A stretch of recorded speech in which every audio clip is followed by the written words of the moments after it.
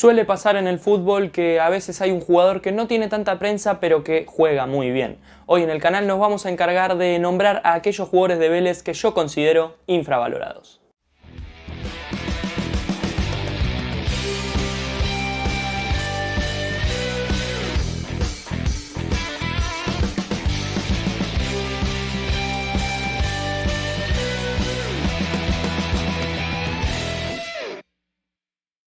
Fortineros, fortineras, ¿cómo están? Les doy la bienvenida a un nuevo video en el canal.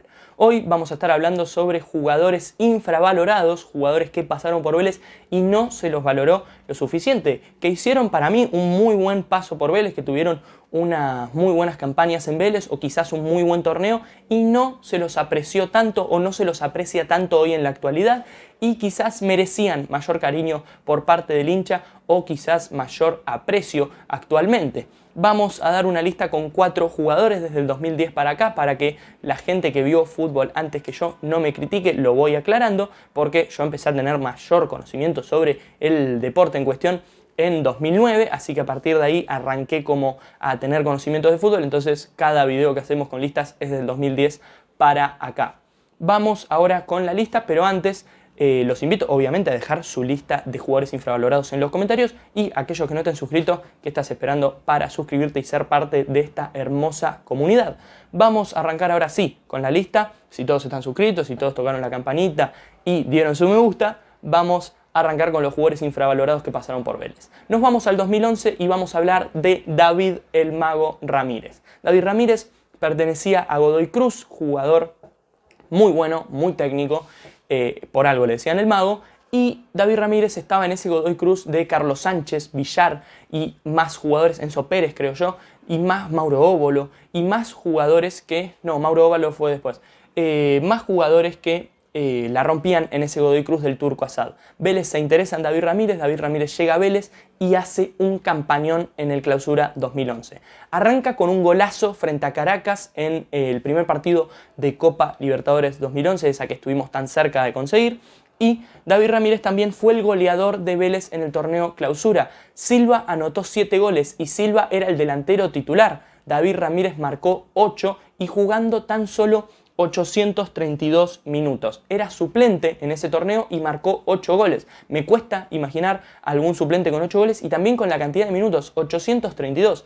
Cada 100 minutos marcaba un gol. Y teniendo en cuenta que son 90 minutos de partido y que muchas veces David Ramírez no jugaba todos los partidos enteros, me parece un numerazo.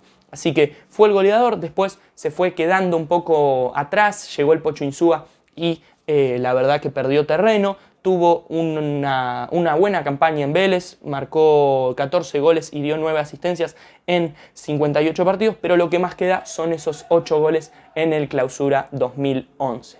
Pasamos a otro jugador infravalorado también que llegó en el 2011, pero que no pudo jugar ese torneo, que es Guille Franco. Guillermo Franco, el mexicano nacionalizado, obviamente es de Corrientes, y es un jugador que en ese partido contra Caracas que mencionamos se lesiona el hombro, se lesiona la clavícula, si no me equivoco, y está gran parte del torneo, todo el torneo de 2011, afuera.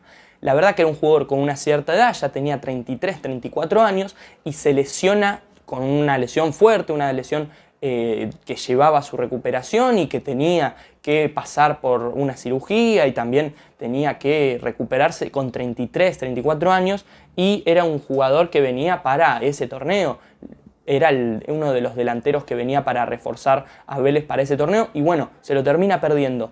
Lo importante y lo que quiero destacar de Guille Franco es que después cuando aparece como titular en fines del 2011, comienzos del 2012, marca 10 goles, da 3 asistencias en 29 partidos, casi un gol cada 2-3 partidos, así que me parece un muy buen número para un jugador que tenía esa edad y que también no era el mismo Vélez, porque obviamente se termina yendo el Tanque Silva, se termina yendo Maxi Morales y Guille Franco termina de pasar de un plantel que estaba lleno de estrellas como Augusto Fernández y compañía, pasa a otro Vélez que estaba un poco más desmantelado, ¿no?, con la salida del Tanque Silva. Guille Franco se recupera de la lesión, yo lo que aprecio fue eso, porque yo le tenía muchísima expectativa, era un jugador mexicano que venía a Vélez, me había ilusionado por ese lado y me pareció que no se apreció tanto su recuperación. Es un jugador que pasó por una lesión terrible y que igualmente cuando apareció marcó goles importantes como ese doblete ante Independiente Santa Fe por Copa Sudamericana, que después termina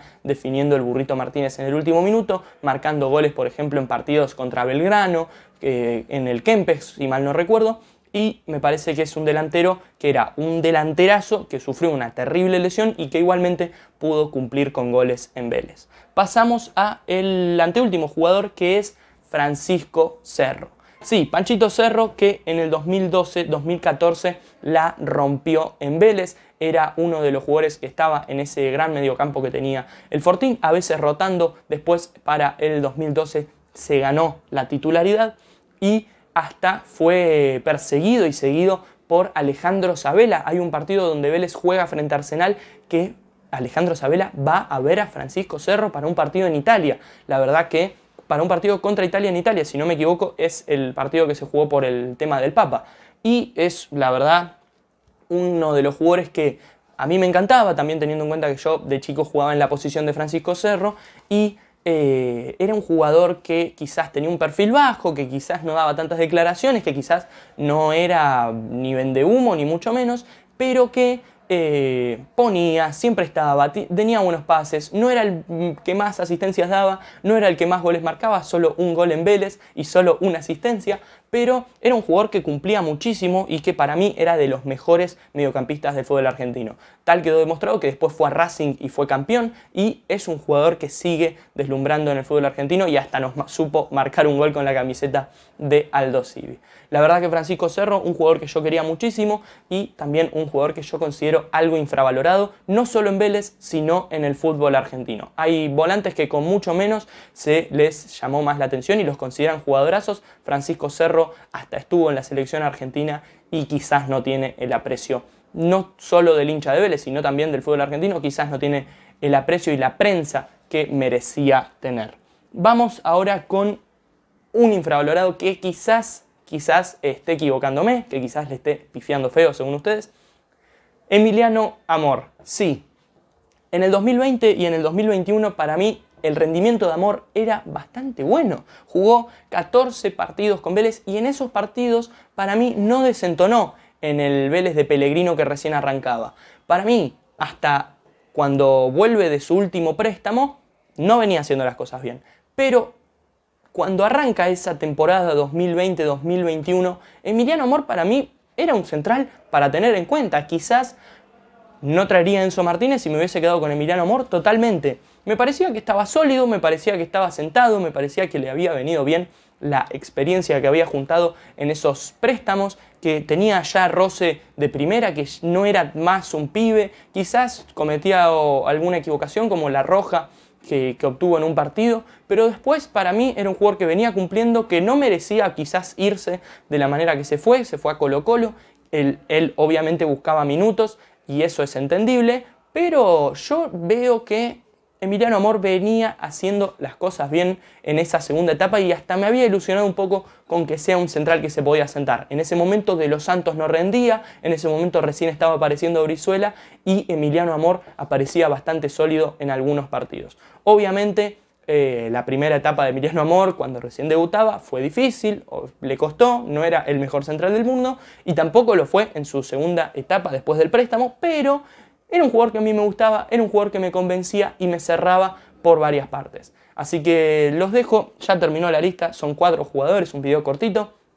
Y ustedes obviamente pueden terminar su lista en los comentarios. Yo creo que David Ramírez, Guille Franco y Francisco Cerro son jugadores que quizás están muy bien. Emiliano Amor quizás es mi opinión impopular que podemos encontrar en este video. Pero bueno, yo sostengo que Emiliano Amor por ahí la podría haber roto en Vélez si seguía, o por ahí era un central del montón. Los dejo con este video, suscríbanse, dejen su me gusta. Fue un nuevo video sobre Vélez Sarsfield. Chau, chau.